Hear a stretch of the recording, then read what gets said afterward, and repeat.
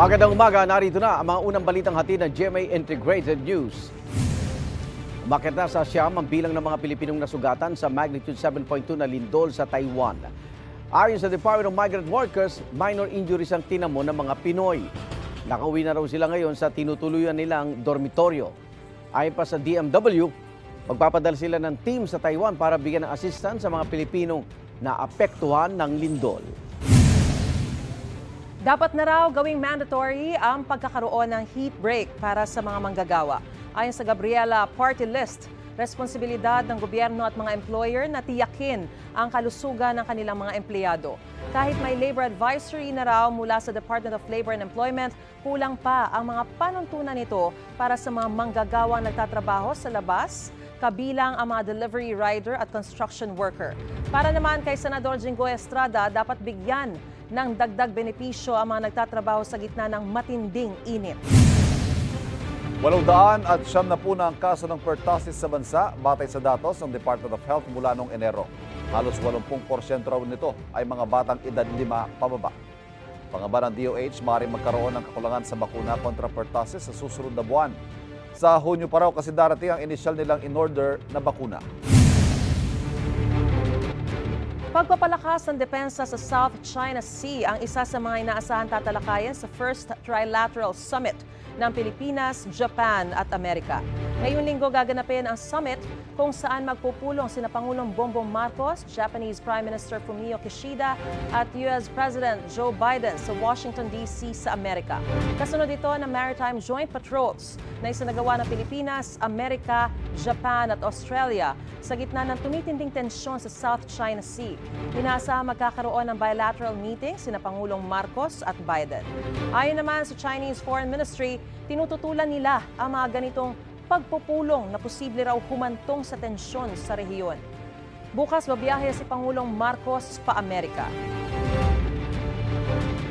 Tiniyak ni Pangulong Bongbong Marcos na magiging patas ang paghawak sa mga kaso ni Pastor Apollo Kibuloy ng Kingdom of Jesus Christ at hindi siya dapat mag-alala na makikialam ang Amerika.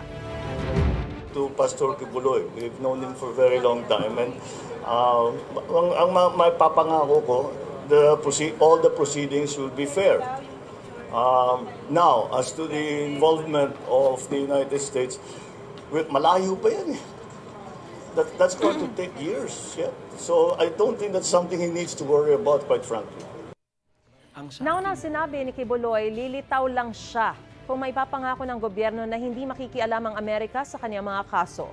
Si Justice Secretary Jesus Crispin Remulla naman, sinabing hindi pwedeng maglatag ng anumang kondisyon si Kibuloy para sa kanyang pagsuko. Batas daw ang masusunod at hindi si Kibuloy. Ipinaaresto si Kibuloy ng Davao Regional Trial Court dahil sa mga kasong child abuse at sexual abuse. Sinampahan din siya ng kasong qualified trafficking sa isang korte sa Pasig. Sa Amerika naman, nahaharap siya sa patong-patong na kaso, kabilang ang sex trafficking, fraud and coercion at bulk cash smuggling. Samantala, pinayuhan din ni Senador Ronald Bato de la Rosa si Pastor Apollo Kibuloy na harapin na ang kanyang mga kaso. At kaugnay niyan, makakausap po natin si Senador de la Rosa. Sen, magandang umaga po. Si Ivan ito. Magandang umaga sa iyo, Ivan, at sa ating taga-subaybay. Magandang umaga po sa ating lahat. Senator, kailan kayo huling nagkausap ni Pastor Kibuloy at kumusta siya? Matagal na kami hindi nagkausap, no? Ah, okay. Yan, yung apila ko lang naman sa kanya, yung in-interview ako, yun lang, ma-advise ko. Pero kung sabihin mo na personally nagkausap kami, matagal kung nung nakabisita po ko sa kanya doon sa kanyang kingdom, doon sa malapit sa airport ng Davao City. Yes. Noon lang kami last na nagkausap, pero lately, wala na talaga. Sen, by so advising Pastor Kibuloy na harapin ang kanyang mga kaso, ibig sabihin po ba nito, wala rin kayong alam sa sinasabing banta sa kanyang buhay? Well, may banta man o wala sa kanyang buhay, batas yan eh. You cannot hide the long arm of the law. Harapin mo talaga yan. Anyway, kung banta ng kanyang buhay ang kinatakutan niya, ready naman siguro yung gobyerno natin na protektahan siya habang nasa kustodiya siya ng gobyerno. At sa pagkakaalam po ninyo, ito ho ba'y opinion din ng mga kapwa ninyo, Senador? Or is that the majority opinion of most senators? Well, we're all lawmakers. I presume na gano'n din siguro ang opinion ng aking mga kasamahan. Pero I cannot speak for and in behalf of them, no? Mabibigat po yung mga kaso laban kay Pastor Quiboloy. Sa tingin ninyo, nasa posisyon ba siya o tama yung posisyon ni Justice Secretary Remulla na he is in no position na mag-demand ng mga kondisyon sa kanyang pagsuko? Ganun lang naman yun talaga. Sundin lang natin talaga ang batas. Wala man talaga tayong position para mag-demand, no? Pag ikaw ay akusado, that's normal. You have to abide by the law. At bilang officer of the law ng matagal na panahon, sabi ho ng PNP, pwedeng magsagawa ng citizen's arrest laban kay Pastor Quiboloy dahil itinuturing na siyang pugante o fugitive. Bilang dating PNP Chief, Senador, pakipaliwanag nga ho sa amin yung prosesong yan ng tinatawag na citizen's arrest. Ako, iba, no? To be honest with you, yung citizen's arrest, ang alam ko yung citizen's arrest, pwede mag-aresto yung isang civilian kahit hindi siya officer of the law kapag in his presence may nakomit na krimen yung isang tao, no, isang suspect. Pero kung covered siya ng warrant of arrest, I don't know kung makukover ng citizen's arrest dahil nga nakalagay naman sa warrant of arrest to officer of the law. You are hereby commanded to arrest a certain Pastor Quiboloy. So hindi ko alam kung yung yung order ng korte niya to the officers of the law is covered dyan yung mga civilian na hindi officers of the law. Yung pag-implement ng yung pag-execute ng warrant of arrest. Hindi ko alam kung kasama yan sa citizen's arrest. Ang alam ko lang kasi na citizen's arrest, yung in your presence, nakita mo, nagkukommit ng krimen yung tao, kahit hindi ka officer of the law, kahit civilian ka, pwede mo siyang arrestuhin. Yan ang alam ko, ha?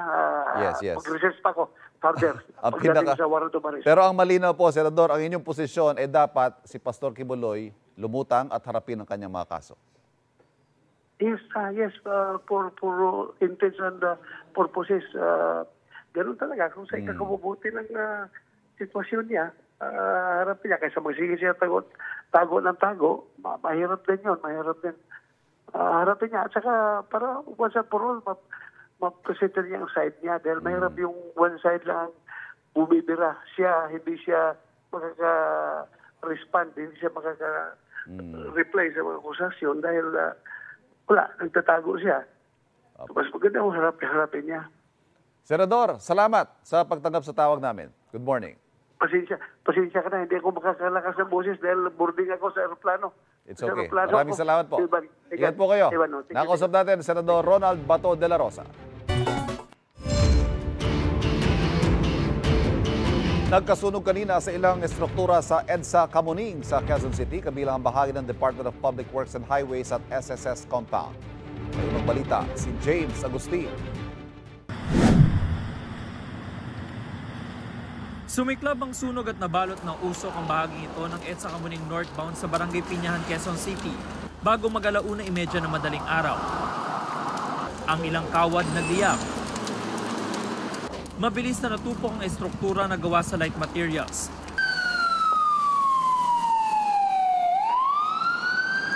Hanggang sa tuluyan ng gumapang ang apoy sa barak sa loob ng SSS compound. Ilang minuto lang ang lumipas, nasunog na rin ang barracks. Itinaas ng Bureau of Fire Protection ang unang alarma. Nasa 8 fire truck nilang rumisponde katuwang ang mga fire volunteer. Biglang may nag-spark doon sa may gitna, yung malapit doon sa may overpass. Yung properties ng ECCS, kadikit niya po yung DPWH po. Katapos yun, gumapang na unti-unti yung apoy dito, papunta na dito sa barracks ng janitorial services, at saka barracks ng gwardiya sa amin. Tumulong na rin ang mga stay-in na tauhan ng DPWH Quezon City 2nd Engineering District Office sa pag-apula ng apoy. Nasa harapang bahagi lang kasi nilang nasusulog ng mga estruktura at katabi rin nilang SSS compound. May mga nakaimbak doon na cold mix asphalt at mga diesel. Buti na lang at may perimeter wall. Sinipti na namin yung mga sasakyan na dyan kasi malapit yung mga sasakyan.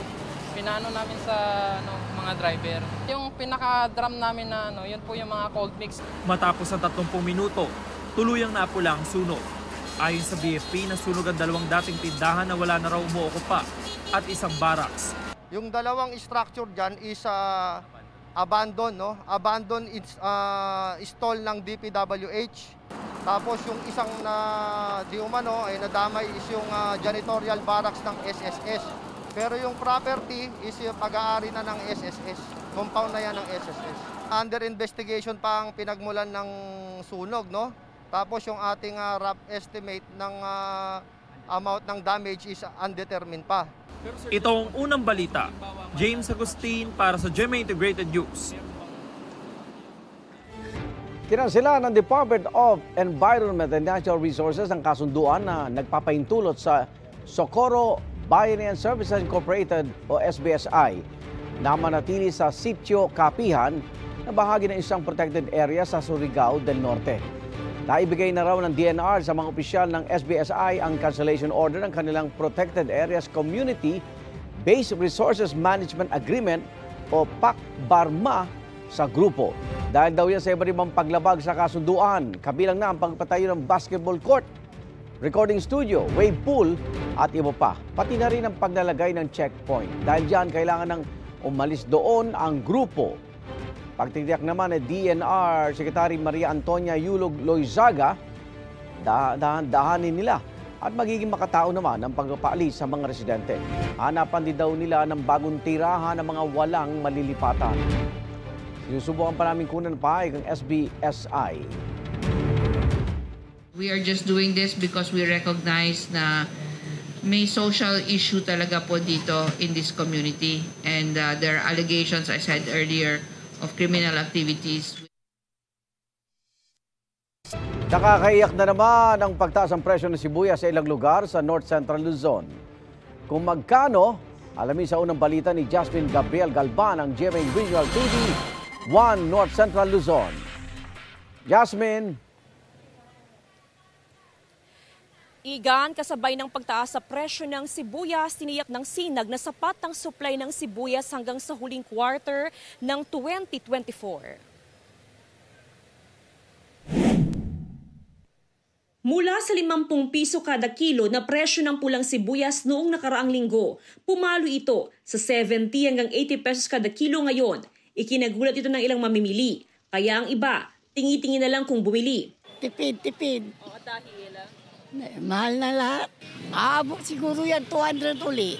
Nagsimulang tumaas ang presyo ng sibuyas matapos ang anihan sa Pangasinan, Nueva Ecija at Mindoro. Ang mga naaning sibuyas sa halip na direktang manggaling sa mga onion farmer papuntang pamilihan, diretso sa mga cold storage facility, kaya apektado ang presyo nito sa merkado. Bigla ng taas, bakit ganun? Paano? Mahal ang pagbili namin. Wala namang nakikitang problema sa supply ang samahang industriya ng agrikultura sa kabila ng pagtama ng peste sa ilang taniman sa bansa. Mabilis naman ma-distribute yan sa mga retailers. Ang supply ng puting sibuyas sasapat pa hanggang Hulyo, habang ang pulang sibuyas aabot pa raw hanggang Nobyembre.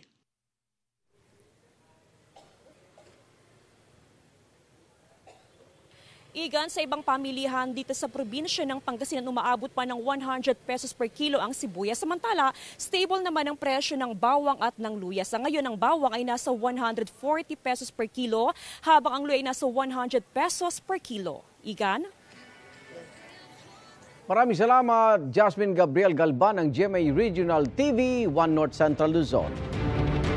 Bilyon-bilyong piso ang nawawala sa ekonomiya kada araw dahil sa problema sa traffic sa Metro Manila ayon sa mga eksperto. Behavioral change at pagpapalakas ng public transportation ang tinitignang solusyon sa problemang yan. May unang balita si EJ Gomez. Stressed si Milandro na may flight pabalik sa Amerika. Pangbiyahe nilang galing Pedro Hill papuntang NAIA. Dapat supposed to be mga 30 minutes lang.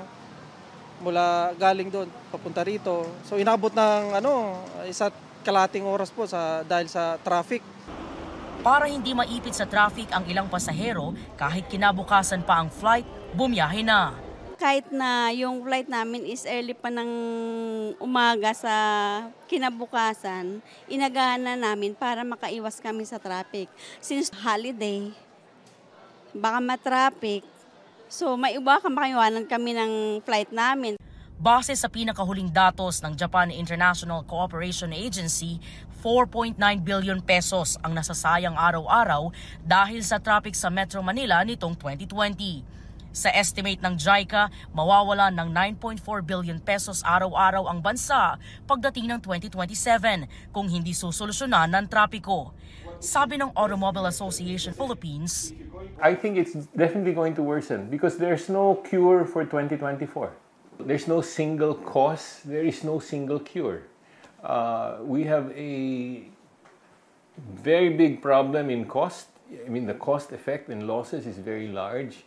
And yet, it's been a growing, snowballed into a very big problem that it's now declared a calamity. And yet, we have not yet moved on it. Para maibsan ang traffic, ilang programa na ang ipinatutupad ng gobyerno, partikular ng MMDA. Tulad ng single ticketing system, total truck ban, anti-illegal parking, anti-colorum at out-of-line operations, at bus management and dispatch system. Pero ayon sa AAP, behavioral change din ang kailangan para ang problema sa traffic tuluyang masolusyonan. Kaakibat daw dapat niya ng maayos na pagpapatupad ng mga batas. We should train the officers, we should take steps to enforce the officers as far as traffic investigation is concerned so that pag may banggaan, may stalled vehicle, may towing issues and incidents, we can cure it pretty fast. Sabi naman ni urban planner na si Felino June Palafox Jr., isa sa dahilan ng matinding traffic ang hindi balansing paglobo ng traffic demand, partikular sa mga central business districts o populated areas sa road and transportation supply. Ang kailangan daw, palakasin ang pampublikong transportasyon kasabay ng pagpapaunlad ng active transportation, gaya ng walking at biking. Ito ang unang balita. EJ Gomez para sa GMA Integrated News. Sa patuloy na pagsisiyasa sa Monipogo Scam Hub sa Bamban, Tarlac, natuklasan sa mga vault nito ang hindi bababa sa 5 milyong pisong cash, ilang pasaporte at iba pang mahahalagang dokumento. May unang balita si Salima Refran. Gumamit na ng acetylene torch para buksan ang money vaults sa ni-raid na Zunyuan Technology sa Bamban, Tarlac. Iniutos na ng korte na buksan ang 27 vault ng umano'y scam hub na pinapatakbo ng mga dayuhan. 5 milyong piso agad ang nakita sa isang vault sa admin building. May mga dolyar rin at iba pang currencies. May na-recover din ng mga foreign passports, 10 IDs na may mga pangalan at letrato ng mga dayuhan at iba't ibang mga dokumento. Yung mas importante sa amin are the documents, financial documents na magiging basis ng ating forensic accounting. Mga nandyan na lang yung mga pangpasahod nila, mga operating expenses and all. Pero what we need are evidence that would lead us to their digital currency, to their digital accounts. Mga crypto wallets, mga seed phrases. Kasi yun ang lifeblood ng mga POGOs, digital currency.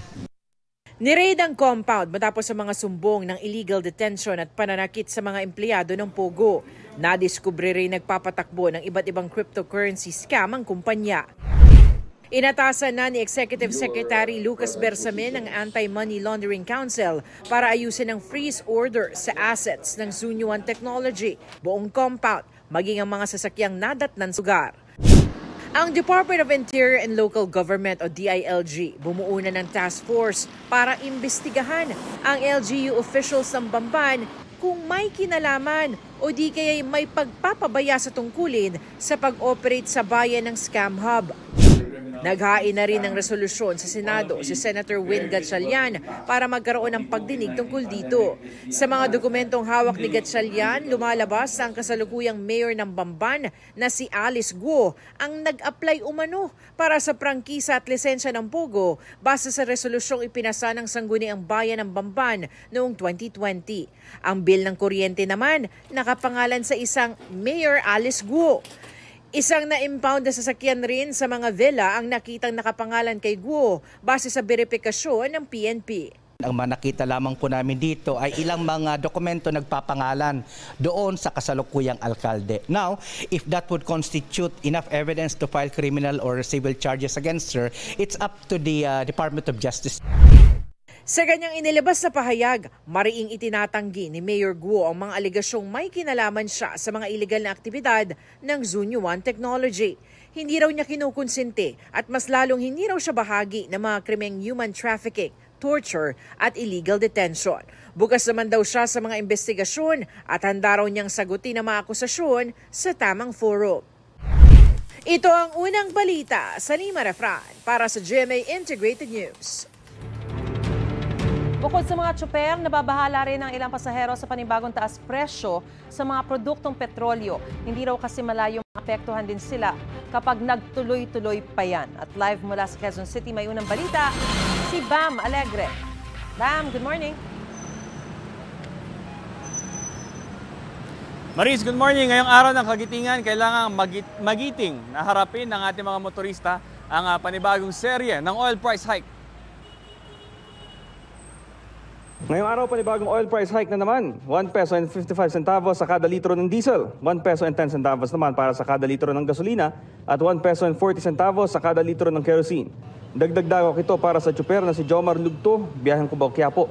Sa tansya niya, halos 1/4 na kinikita niya matatapyas dahil dito. Malaking epekto yan, sir. Kasi pahirapan po yung pasada ngayon. Tsaka wala po masyadong tao. Nabalitaan naman ang tsuper ding si Arnold Pagia na may inihahandang fuel subsidy para sa kanilang mga PUV driver.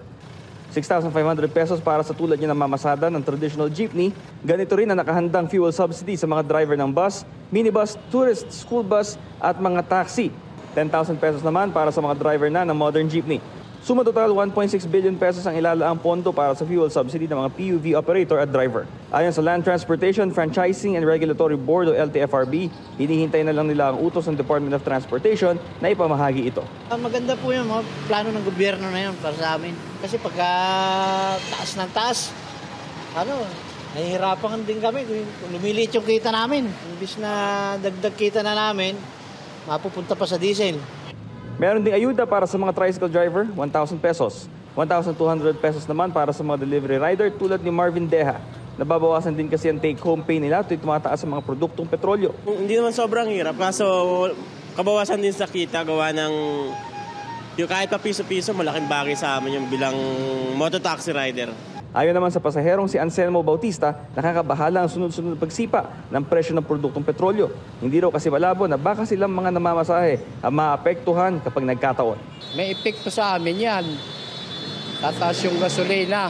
Katulad nung mamamalingki ka, sasabihin nila tumaas yung gasolina, tataas din yung transportation nila.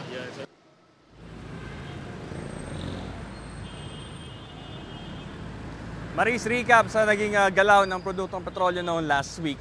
Umangat yung presyo ng gasolina ng 45 centavos habang nabawasan naman ng 60 centavos ang diesel at ng 1 peso and 5 centavos ang kerosene. Ito ang unang balita mula rito sa Cubao, Quezon City. Bam Alegre para sa GMA Integrated News.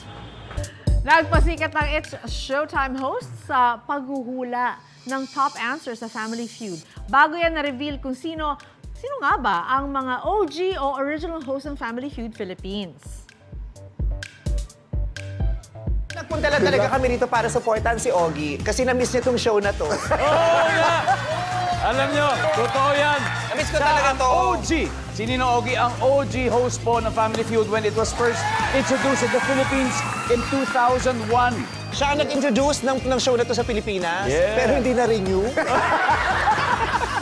Dahil alam ko na magiging ang inaanak ko magiging host. Future. Yes, I gave way. Yes. Ganun dapat. Thank you, Nino. Si OPM icon Ogie Alcacid ang first host ng Family Feud Philippines franchise noong 2001. Sa episode kahapon, nagharap ang Team Vice Ganda at Team Ann Curtis. Sa first 2 rounds ay wagi ang team ni Ann, pero nakahabol ang Team Vice sa third at final round. Team Vice ang naglaro sa Fast Money round at ang nakuha nilang premyo ay isa-share nila sa Piston Jeepney Drivers. Bukod dyan, may unkabogable surprise din ang Family Feud kay Vice. Anong song ang karaniwang kinakanta sa birthday party? Ann. Happy birthday! Hindi nga! Galing!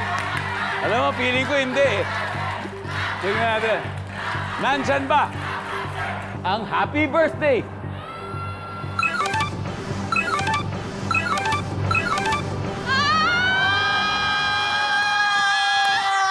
Happy birthday!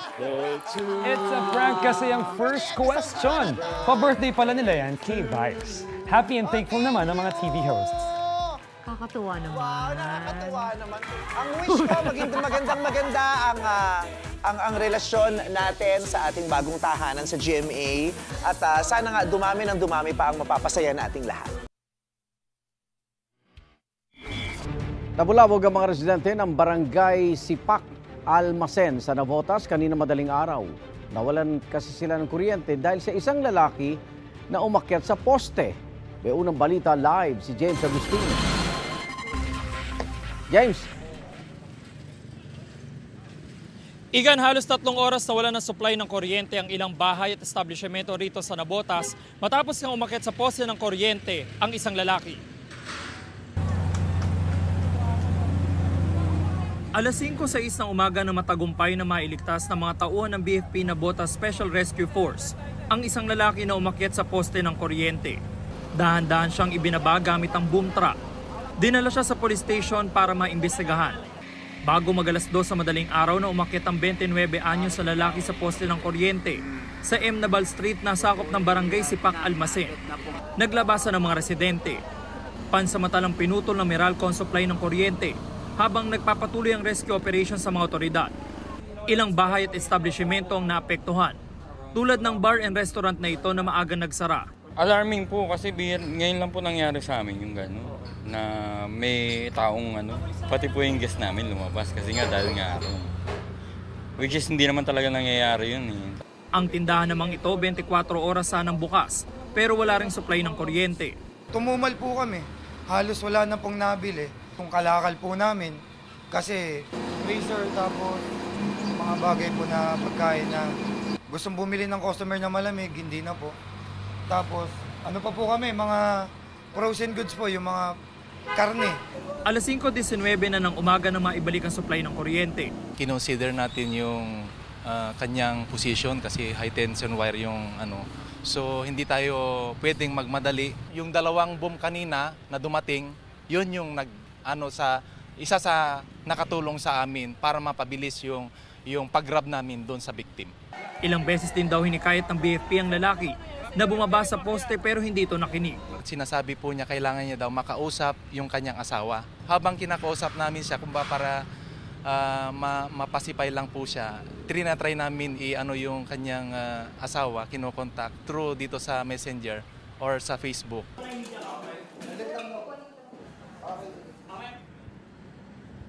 Samantala, nananatili sa kusodiya ng Navotas PNP yung lalaki na umakyat sa poste ng kuryente. Nagpapatuloy pa rin hanggang sa mga oras na ito yung investigasyon na isinasagawa nila. Yan ang unang balita mula rito sa Navotas City. Ako po si James Agustin para sa GMA Integrated News. Kapuso, para laging una ka sa mga balita, bisitahin at mag-subscribe sa GMA Integrated News sa YouTube. Sa mga kapuso abroad, samahan nyo kami sa GMA Pinoy TV at sa www.gmanews.tv.